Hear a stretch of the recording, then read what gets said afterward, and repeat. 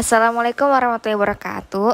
Di sini kami kelompok 5 yang beranggotakan saya sendiri, Lutfia Nurfaizah, dan Ahad Mustafa Raihan akan menjelaskan tentang tipe dan keterampilan kepemimpinan serta populasi. Tipe kepemimpinan.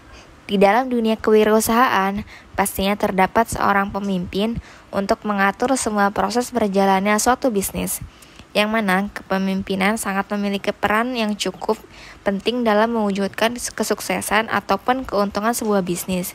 Maka dari itu, kita sebagai para calon pemimpin harus mengetahui apa sajakah tipe-tipe dalam kepemimpinan. Berikut adalah macam-macam tipe kepemimpinan yang cukup populer. Macam-macam tipe kepemimpinan. Yang pertama adalah tipe kepemimpinan karismatik, merupakan kekuatan aura dan daya tarik yang sangat menarik. 2. Tipe kepemimpinan paternalistis, yaitu memiliki karakter yang selalu melindungi bawahannya dari segala ancaman dan penuh kepedulian. 3. Tipe kepemimpinan militeristis, yaitu menggunakan skema perintah atau suruhan. Sistem yang diterapkan adalah instruksi dari atasan ke bawahan. 4. Tipe kepemimpinan otokratis adalah kepemimpinan sesuai dengan kekuasaan dan kehendak atasannya, yang mana sering terjadi paksaan yang benar-benar harus dilakukan. 5. Tipe kepemimpinan laissez-faire, yaitu pemimpin harus membiarkan bawahannya berbuat apa yang mereka mau tanpa memberikan batasan-batasan. 6. Tipe kepemimpinan populistis. Tipe ini mampu dan sangat cocok menjadi pemimpin rakyat. Mereka berlandasan pada nilai-nilai masyarakat tradisional serta kesederhanaan yang diterapkannya.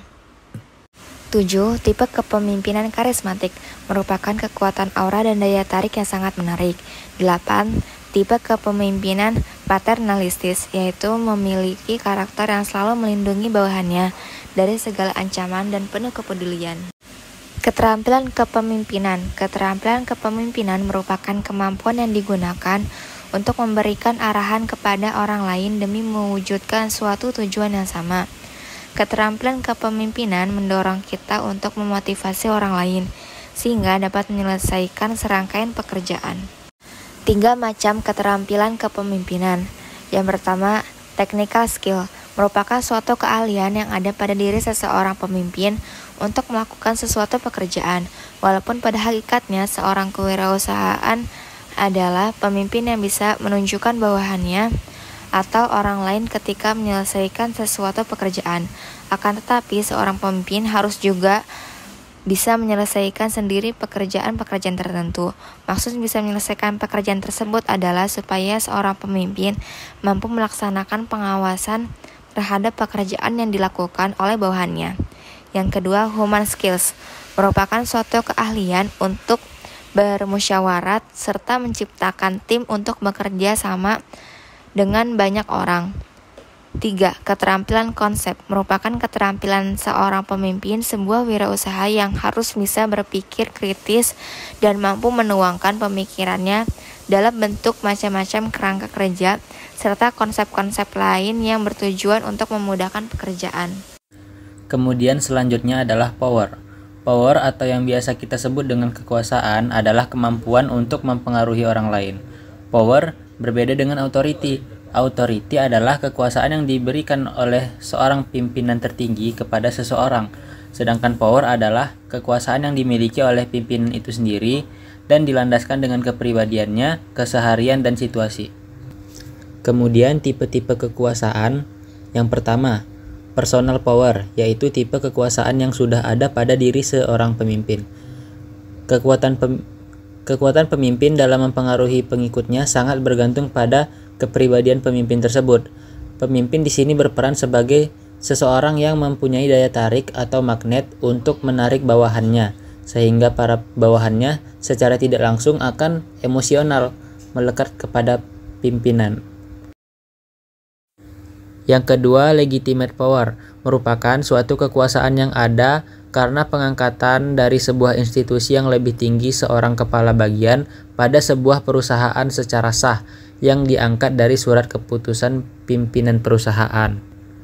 Yang ketiga, expert power, merupakan kekuasaan yang dimiliki oleh seorang pemimpin karena dia mempunyai pengetahuan yang cukup luas dan keistimewaan tertentu. Tentunya, hal ini sangat dipengaruhi dari background riwayat pendidikan pemimpin, pengalaman yang luas, dan yang lainnya. Yang keempat, political power adalah kekuasaan yang berasal dari penunjukan kelompok. Pemimpin ini mampu bekerja sama dengan kelompok-kelompok dalam masyarakat sehingga munculnya rasa simpati sehingga mengangkat dia menjadi seorang pimpinan. Kemudian, power dalam hubungan bisnis. Di dalam hubungan bisnis antara produsen dan distributor atau antara pimpinan dan bawahannya, ada berbagai bentuk power yang digunakan. Antara lain, yang pertama, coercive power atau kekuasaan memaksa.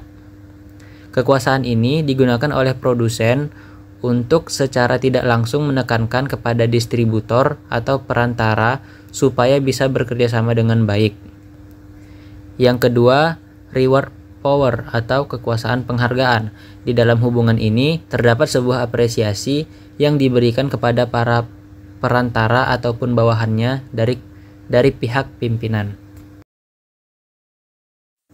Yang ketiga, legitimate power atau kekuasaan sah. Di dalam hal ini terdapat sebuah surat kontrak yang berbentuk formal dan diikuti oleh perantara atau distributor. Antara produsen dan distributor mempunyai sebuah kekuatan yang sah dan tertulis, sehingga merupakan hak dan kewajibannya masing-masing. Yang keempat, expert power atau kekuasaan ahli. Dalam hal ini, pimpinan ataupun produsen memiliki keahlian tertentu yang diakui atau disegani oleh pihak lain. Yang kelima, referent power atau kekuasaan referen. Di dalam hal ini, kedudukan produsen sangat dihormati oleh perantara, dan perantara merasa dihormati bisa diajak kerjasama oleh produsen dikarenakan sang produsen ini memiliki wibawa yang baik dan nama yang cukup terkenal di kalangan masyarakat atau pembisnis lainnya. Baik, terima kasih. Mungkin hanya ini yang dapat dari kelompok 5 sampaikan. Lebih dan kurangnya mohon maaf. Assalamualaikum warahmatullahi wabarakatuh.